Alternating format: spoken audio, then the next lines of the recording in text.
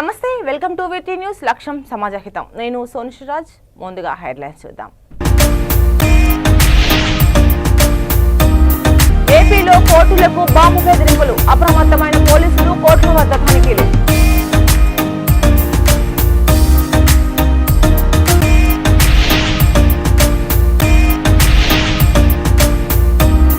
Phone tapping తో నాకు సంబంధం లేదు. మాజీ ఎమ్మెల్యే చిలుమూర్తి లింగయ్య.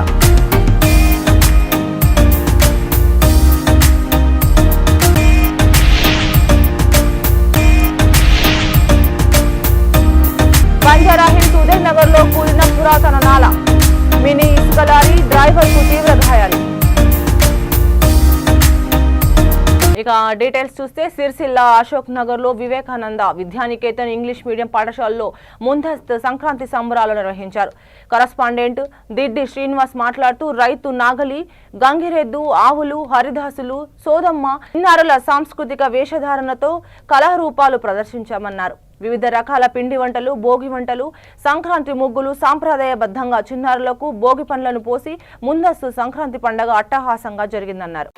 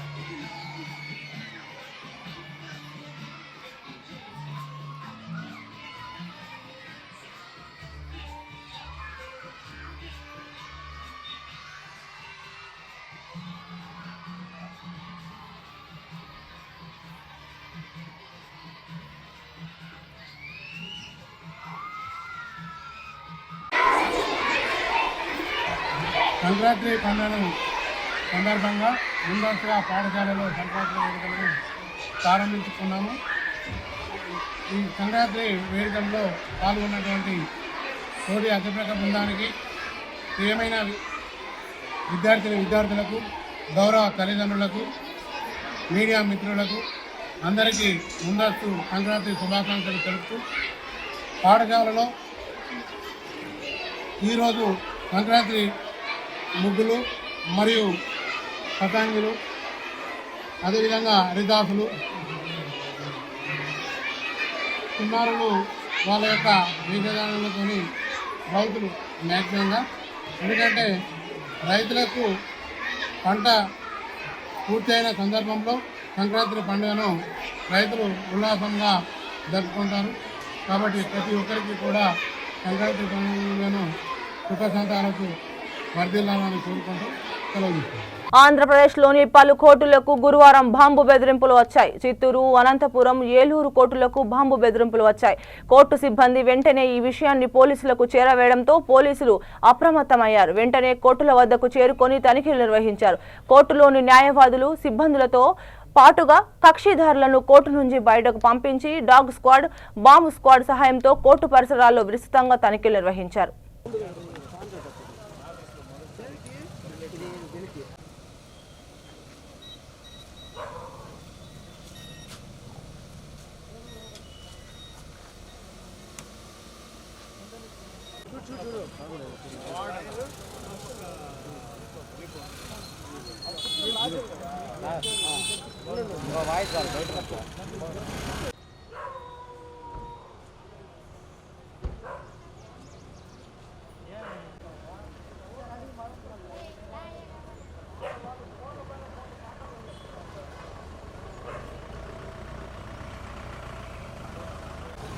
అందరూ పెండింగ్ లాస్ట్ నీళ్ళు వచ్చారు లాస్ట్ 5 నిమిషాలు వస్తారంట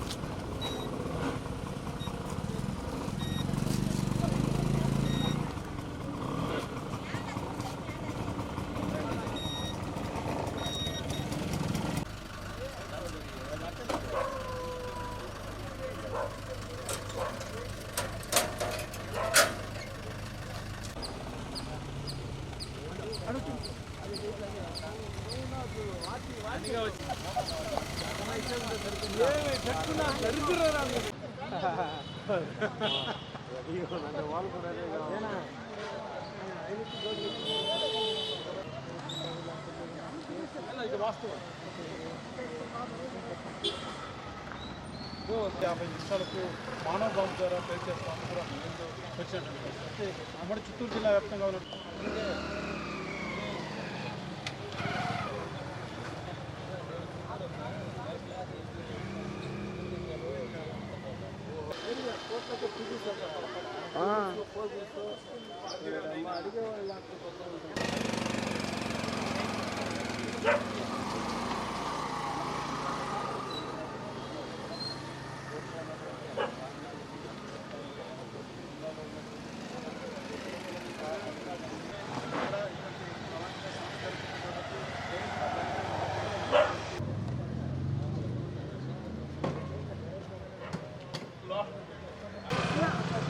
కోర్టులో ఉన్న కోర్టు ప్రాంగణం అంతా కోర్టు హౌస్ అంతా వాళ్ళు తనిఖీ చేసేది.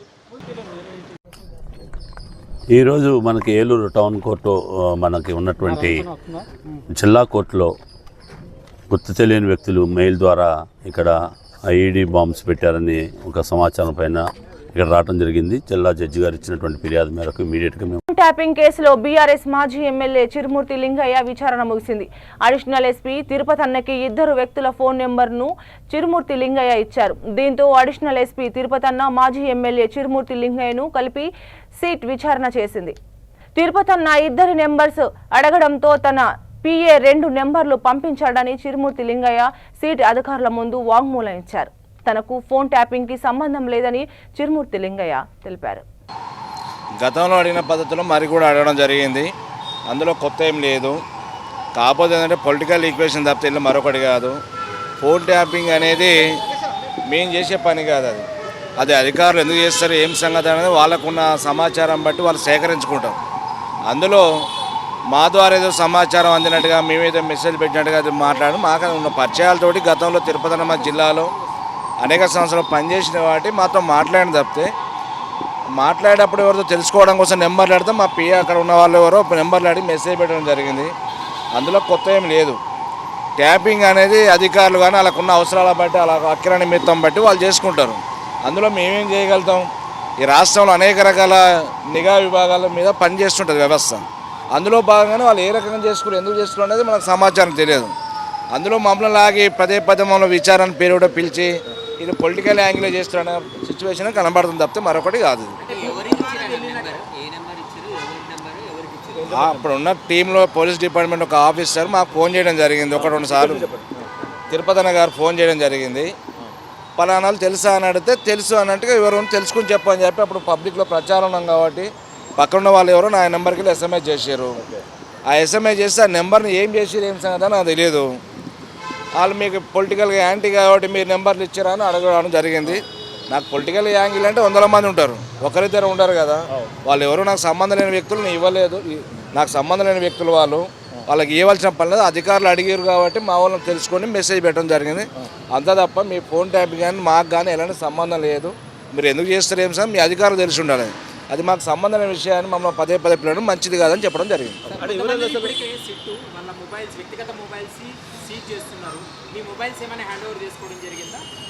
మా మొబైల్స్ మేము ఎందుకు ఇస్తాం? వ్యక్తిగత మాకు పర్సనల్ అనేక రకాలు ఉంటాయి. మా మొబైల్ ఇవ్వాల్సిన పని లేదు కదా. ఒక మొబైల్ ఇవ్వమంటే ఇస్తాం, అది కోర్టు ద్వారా ఇవ్వమంటే ఇస్తాం ఖచ్చితంగా. అది కూడా ఫోన్ నెంబర్లు ఇచ్చారు కదా, ఎవరో పొలిటికల్ వల్ల బిజినెస్ వాళ్ళు ఎవరన్నా వాళ్ళు ఎవరో నాకు తెలియదు బాయ్ సాబ్. వాళ్ళని విచారించారు, మమ్మల్ని విచారించారు. గతంలో మేము ఏం చెప్పినాం, మళ్ళీ అదే స్టేట్మెంట్. మా దగ్గర ఏం లేదు, కొత్త దాచుకోవాల్సిన పని లేదు. మేము ఏదో వ్యాపారవేత్తలం కాదు, లేకపోతే మేము బిజినెస్ ఇది మాఫియా వ్యవస్థ చేస్తలేము. మేము పొద్దునేసి జనవాళ్ళు ఉండేటోళ్ళం. ఆ ఆఫీసర్ జిల్లాలో పనిచేసింది కాబట్టి ఆయన తెలిసిన నెంబర్ అడిగితే ఎవరో తెలుసుకుని నెంబర్ ఎస్ఎంఎస్ చేస్తారు. అందులో బయట జరుగుతున్న ప్రచారం ఏంటంటే బీఆర్ఎస్లో ఉన్న ఎమ్మెల్యేలు వాళ్ళకి వ్యతిరేకులు ఎవరైతున్నారో వాళ్ళ నెంబర్స్ ఇచ్చి ఫోన్ ట్యాప్ చేయించారు అనేది ప్రధాన. మేము చేయమంటే చేస్తారని అది ఇవాళ అధికారులు ఉన్నారు. ఇవాళ రేవంత్ రెడ్డి గారు ఎవరు చేయమంటే వాళ్ళు చేస్తుండా? అందరు సిఐలు డిఎస్పీలు అందరు ఎవరి స్థాయిలో వాళ్ళు చేస్తారా? మరి అట్లా అంటే మా అందరి నెంబర్లు ట్యాప్ చేస్తున్నట్టేనా రాష్ట్రంలో?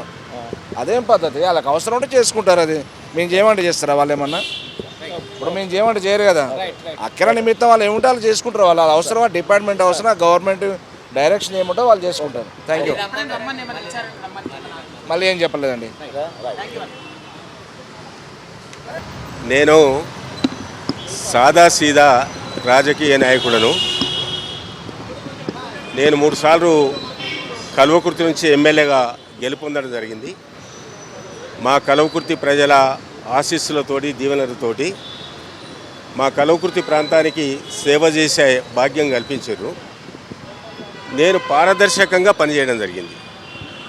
ఎక్కడ కూడా ఎలాంటి వెంట్రుక మందము రిమార్క్ లేకుండా, అవినీతి లేకుండా. Hyderabad Banjara hills road number 11 పరిధిలోని ఉదయ్ నగర్ లో ప్రమాదం చోటు చేసుకుంది. లోడ్తో వెళ్తున్న మినీ ఇసుక లారీ అకస్మాత్తుగా రోడ్డు కుంగిపోవడంతో కింద ఉన్న నాలలోకి పడిపోయింది. పైకి సాధారణ రోడ్డులా కనిపించిన ఈ ప్రాంతం వాస్తవానికి ఎప్పుడో నిర్మించిన పురాతన నాలా స్లాబ్ గా స్థానికులు చెబుతున్నారు. ఇన్నేళ్లుగా వానలకు తడిసి ఎండలకు ఎండిపోవడంతో నాలా స్లాబ్ పూర్తిగా బలహీనమైంది. ఆపై భారీ బరువుతో వచ్చిన మినీ లారీ కారణంగా స్లాబ్ ఒక్కసారిగా కూలిపోయి ప్రమాదం జరిగింది.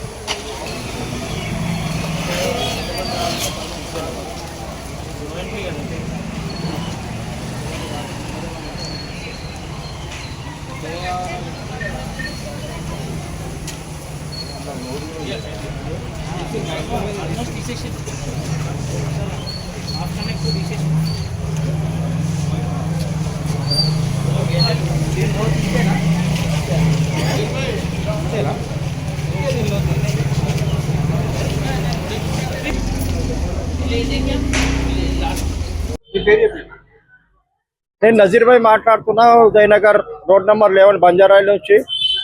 ఈరోజు మన దగ్గర అనుకోలేకుండా మనకు ఇక్కడ బండి ఉష్క బండి పడిపోయింది. ఆల్రెడీ మేము ఇంతకుముందు అందరికీ చెప్తూనే ఉన్నాము, ఇక్కడ పని నడుస్తుంది, మీరు బండిలు తీసుకురాకంటే కూడా ఇక్కడ అండర్స్టాండింగ్ లా తీసుకొచ్చేసి డ్రైవర్కు ఎరకలేకుండా ఈ ఇల్లు లేకుంటే ఇది చాలా ఇంతకు ముందు తన నుంచే చాలా ప్రాబ్లం ఉండే. ఆల్రెడీ మా డివిజన్ మేయర్ గారు, హైదరాబాద్ మేయర్ విజయలక్ష్మి గారు ఆల్రెడీ మన దగ్గర ఇక్కడ రోడ్లు డ్రైనేజ్ లైన్ అయినా కానీ, నల్ల అయినా కానీ, నాగేందర్ సాబ్ కానీ ఎవరైనా ఇక్కడ వచ్చి మంచిగా పని నడుస్తుంది. దానివల్ల మధ్యలో ఏమైందంటే మా అండర్స్టాండింగ్ లా మన ఇక్కడ రోడ్ స్ట్రీట్ నెంబర్ 7 గలీలోకి వెళ్ళి వచ్చేసింది బండి. అనుకోలేక డ్రైవర్ ముందుకు తీసుకొస్తే ఇలా కాలువలో పడిపోయింది. దానికి ఎట్లా చేయాలని అనుకున్నాము. అప్పటి వరకే మన డీసీ గారు వచ్చినారు, జేసీ గారు, ఏఈ గారు అందరు వచ్చేసి ఇన్స్పెక్షన్ చేసి పోయారు. చాలా చాలా థ్యాంక్స్. కోదాడ ఖమ్మం హైవేపై మైనర్లు అడ్డగోలుగా బైక్ స్టంట్లు చేస్తున్నారు. సింగిల్ వీల్ పై గాల్లోకి బైక్లను లేపుతూ నానా రభస చేస్తున్నారు. హెవీ వెహికల్స్ వస్తున్నా ఏమాత్రం ఆలోచన లేకుండా నడి రోడ్డుపై పోకిరీ చేష్టలు చేస్తున్నారు. వారం 10 రోజులుగా హైవేపై బైకులతో హంగామా చేయడంతో పోలీసులు రెక్కి నిర్వహించి మైనర్లను పట్టుకొని తల్లిదండ్రులకు సమాచారం ఇచ్చారు. మైనర్లకు బైకులు ఇవ్వవద్దని, పిల్లలను సక్రమైన మార్గంలో పెంచాలని తల్లిదండ్రులకు పోలీసులు సూచించారు. మైనర్లకు బైకులు ఇస్తే బైక్ను సీజ్ చేస్తామని పోలీసులు హెచ్చరించారు.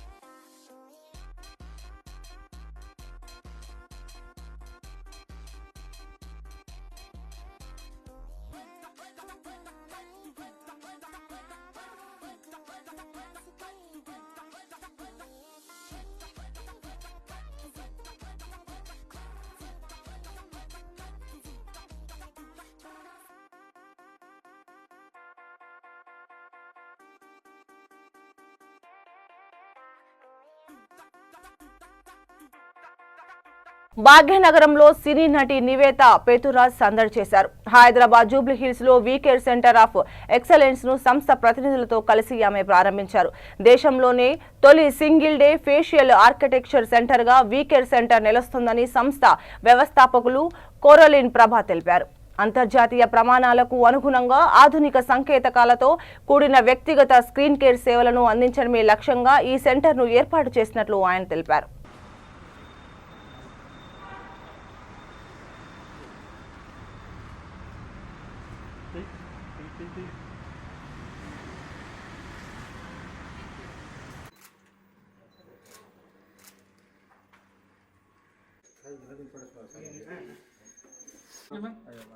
Request everyone to clap for the grand launch.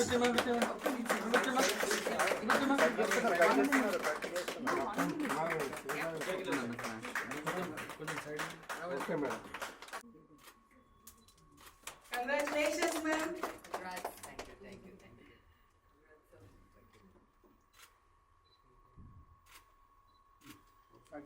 Invite చేస్తున్నాము. అండ్ అలాగే నివేద పేతురాజ్ మేడం కూడా ఇన్వైట్ చేస్తున్నాము.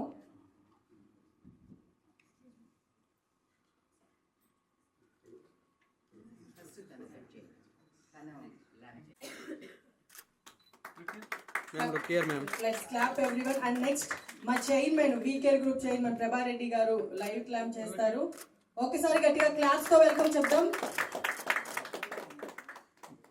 తర్వాత and do for the light lamping, all the doctors and Sadhana ma'am including. Sir, it's look here, sir. Look here, sir. Our chief. Ready? Hi Andy. Silence. Hi Andy. WeCare లో already 83 clinics ఉన్నాయి. Even Hyderabad లోనే 9 clinics ఉన్నాయి. మన overall 28 clinics ఉన్నాయి. అది కాకుండా ఇప్పుడు వచ్చి సెంటర్ ఆఫ్ ఎక్సలెన్స్ ఓపెన్ చేస్తున్నాం.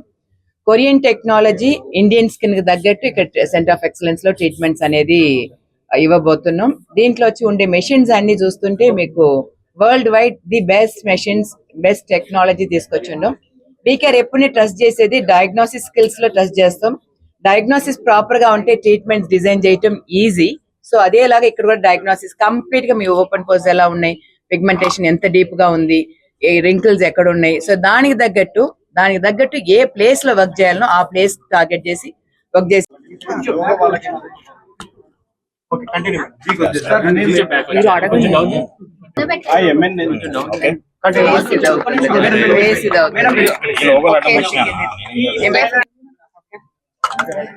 So I'm here present at the VCare Center of Excellence in Jubilee Hills. They just launched it, and I'm extremely excited for their branch here. They have a lot of new technologies, which is a Korean technology, and we have products that is tweaked for Indian skin type. So I'm very, very excited to try their treatments. I was just talking to Prabha ma'am, and hopefully by next week itself, I will start my treatments. Morning, you want my... As soon as I wake up, I'll have a glass of, a pinch of... bulletin ముగించే ముందు headlines మరోసారి. ఏపీలో కోర్టులకు bomb బెదిరింపులు, అప్రమత్తమైన పోలీసులు కోర్టుల వద్ద తనిఖీలు.